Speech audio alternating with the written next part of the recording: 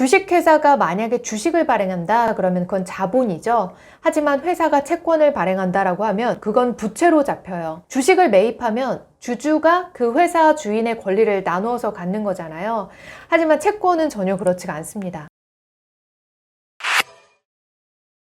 반갑습니다. 한지주입니다. 요즘 채권 시장이 상당히 불안정합니다. 레고랜드가 쏘아올린 불덩이가 채권 시장에 전체로 퍼지고 있는데요. 레고랜드의 채권처럼 강원도 지자체가 보증한 채권도 그런 채무 불이행의 위기를 맞는 시기인데 회사의 채권은 더 위험한 거 아니야? 이런 불안이 지금 채권 시장에 생겨난 거죠. 이런 채권 시장의 불안은 회사채 금리 인상으로 이어집니다. 요즘에는 신용도 높은 회사의 채권이 고금리를 제시하는데도 불구하고 회사채에 투자하려고 하는 사람들이 거의 없다고 해요. 그래서 정부가 유동성 공급 대책을 세우고 있다는 기사가 나오고 있더라고요. 이런 혼란스러운 채권 시장 상황 속에서도 위기를 기회로 한번 삼아볼까? 이렇게 생각하시는 투자자분들이 계시겠죠? 그렇다면 왜 채권 시장의 위기가 기회가 될 수 있을까요?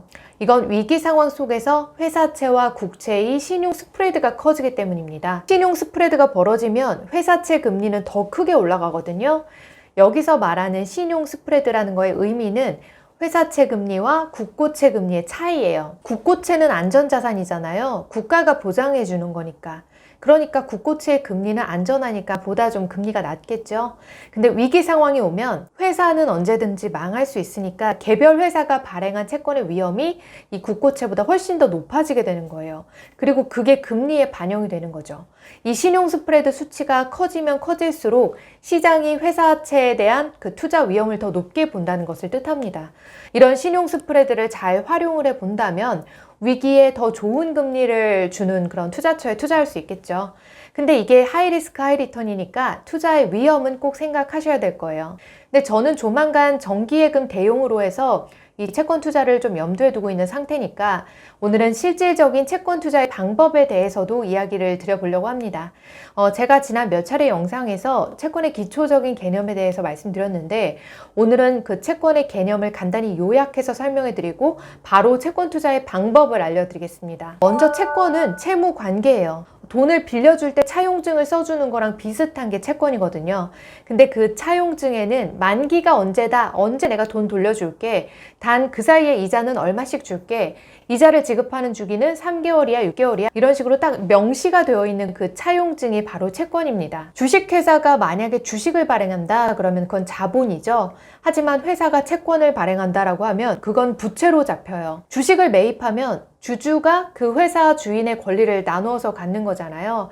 하지만 채권은 전혀 그렇지가 않습니다. 채권은 돈을 빌려간 그 주체가 망하지만 않는다면 나는 약속한 현금 흐름을 그대로 받을 수 있게 그렇게 유지가 됩니다. 그리고 채권은 발행 주체가 굉장히 다양해요. 국가가 발행하는 거는 국고채고요. 그리고 우리나라에서는 기재부가 발행을 합니다. 공공기업이 발행하는 채권도 있는데 그건 공사채고요. 회사가 발행하면 회사채예요. 회사도 되게 다양하잖아요. 금융회사가 발행하면 금융채고요.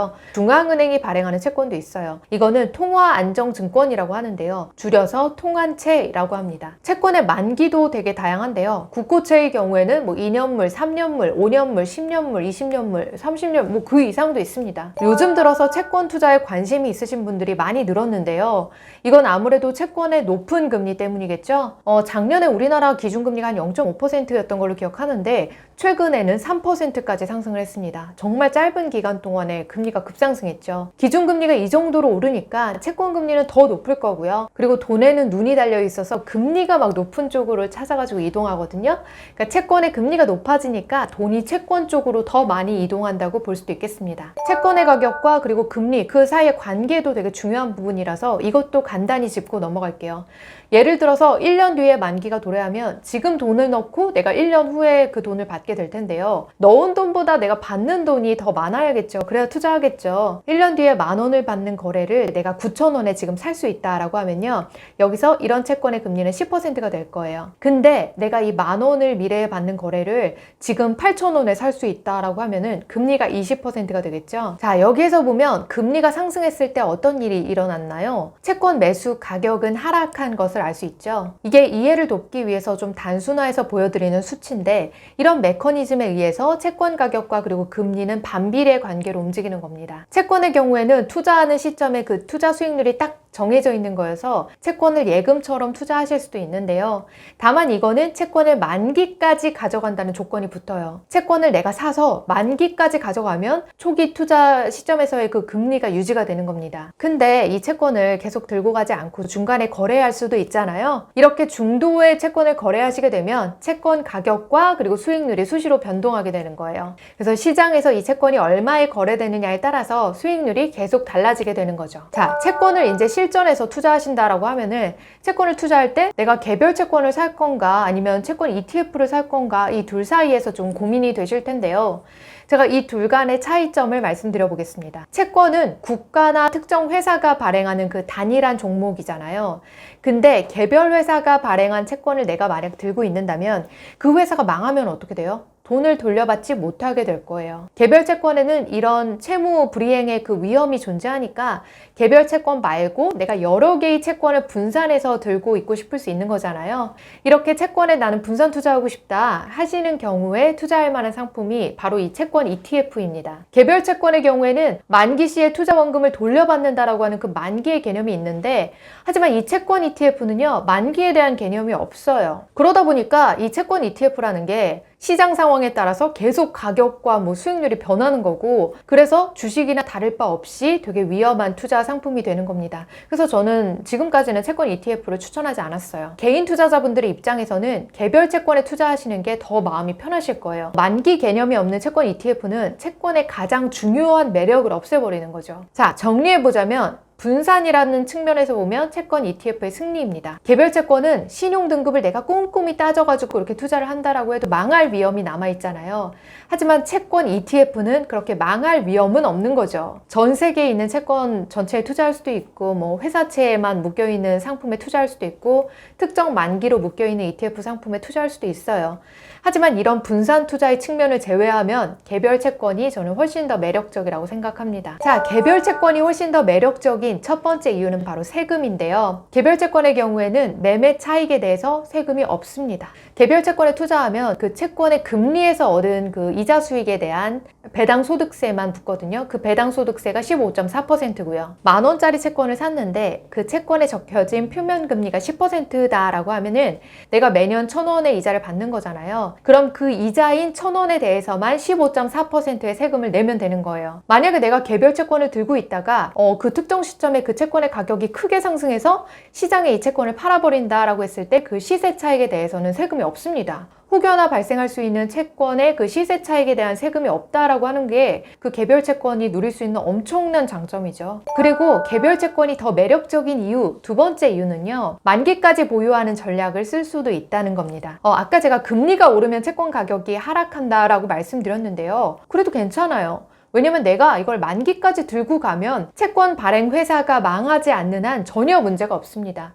만기 시까지 내가 채권을 가지고 있는다면 정기예금처럼 정해진 시점에 원금과 이자를 다 챙겨받을 수 있거든요. 그러니까 투자를 하는 데 있어서 불확실성을 좀 줄일 수 있다는 장점이 있는 거죠. 하지만 이제 만기가 있는 채권 ETF가 나온다고 해서 투자자분들의 관심을 끌고 있습니다. 채권형 ETF는 원래 만기라는 개념이 없는 거였는데, 근데 만기가 있는 채권 ETF 상품이 곧 허용이 돼서 시장에 출시가 된다고 하네요. 제가 알기로 아직까지 이런 상품은 없어요. 그냥 곧 나온다 하는 그런 설만 있습니다. 채권 ETF가 투자 측면에서 되게 거래가 쉽잖아요. ETF가 거래가 쉬우니까. 그리고 분산 투자가 가능하다는 점에서 되게 매력이 있고 장점이 있는 건데, 하지만 채권 ETF는 만기가 없다라고 하는 게 가장 큰 걸림돌이었어요. 근데 만약에 만기가 있는 채권형 ETF가 나온다라고 하면은 이건 저는 충분히 관심 가져볼 만하다고 생각해요. 하지만 아직 이게 시장에 나와 있지 않은 만큼 만기가 있는 채권형 ETF가 이게 시장에 나왔을 때 어떤 구조로 이게 설계가 되어 있는지 그건 좀 지켜봐야 될 것 같아요. 만기가 있는 채권 ETF는 제가 이제껏 살면서 한 번도 본 적이 없는 거라 저도 시장 출시를 되게 고대하고 있거든요. 혹시 이 만기가 있는 채권 ETF가 시장에 출시가 된다면 제가 또 소개해 드려 보겠습니다. 만기가 있는 채권 ETF가 나왔다고 해서 우리가 막 무작정 뛰어들어가서 그걸 사면 안 된다고 생각해요.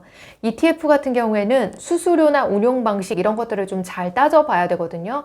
만약에 제 입맛에 맞는 채권형 ETF가 나와준다면 예금보다 더 높은 이자율을 누리면서 위험은 좀 더 적고, 그리고 예금처럼 내가 만기 시에 원금을 딱 돌려받을 수도 있는 거니까 정기예금 대신해서 사용하기에 너무 좋을 것 같습니다. 저는 채권 투자를 한다면 이 채권으로 시세 차익을 누리는 쪽으로 투자하길 원하는 게 아니거든요. 그냥 딱 정기예금 대신해서 사용할 목적이기 때문에, 그래서 만기가 있는 채권형 ETF가 나온다면, 앞으로 이게 시장에 출시된다면 저는 이걸 제대로 좀 뜯어볼 예정입니다. 오늘은 제가 채권의 개념에 대해서 설명해 드리면서 채권 투자의 실질적인 방법과 그 방법들이 가진 장단점을 말씀드렸어요. 자, 예금의 대안으로 생각해 볼 수 있는 채권. 이런 채권에 관심 가지기에 좋은 시기는 지금같이 경제가 좀 살얼음판을 걷고 있을 때 아닐까요? 급하게 채권을 뛰어 들어가실 필요는 없다고 생각해요. 그냥 올해 말에서 내년 초까지는 그래도 좀 꾸준히 관심을 가져보시다가 원하는 만기, 원하는 이자율이 채권이 나온다면 투자까지 좀 고려해 보시면 좋겠습니다. 오늘은 여기까지예요. 주주님들 편안한 밤 되세요.